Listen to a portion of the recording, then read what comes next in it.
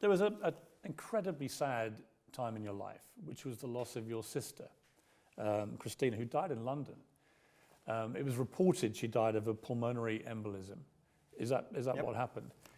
And she was leading a great life. She just got engaged, I think, to a British guy. Her life was all ahead of her. And then, bang, it's all taken away. And she dies at the age of 30. What was that moment like for you and your family?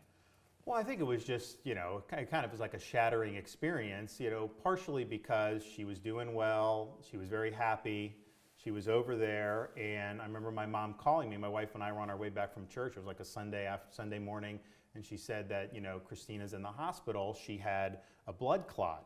And so I'm thinking, like, is she okay? And she seemed to be stable. So she was in the hospital for a couple days and then had the embolism and died in the hospital. And so I just didn't think that that was something that was even possible at that point, because I thought that she was stable. And so you just feel like, you have your sibling, their future was robbed. And, it's just something I wish I could get back. Heartbreaking. Yeah. Really heartbreaking. Because I think she would, she probably would have moved back to Florida. She was in Charlotte at the time working for a bank, but she always wanted to get back here. And so, she would be here, probably being involved in a lot of stuff that we were doing. And so. What did she make of you and what was happening with you? I was the big brother, so we were 85, I was 7 years apart.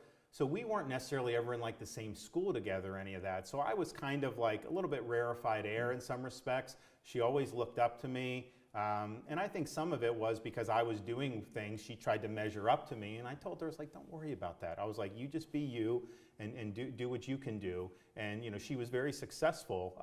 Once she got out of school, she got her master's and everything. So, but, it's a tough thing. You're clearly feeling quite emotional thinking about it. Yeah. It's hard to think of a worse thing, actually, for a family, I think, than losing a sibling. I just think, people have their whole lives ahead of them. And when you're talking about that age, it's a big tragedy.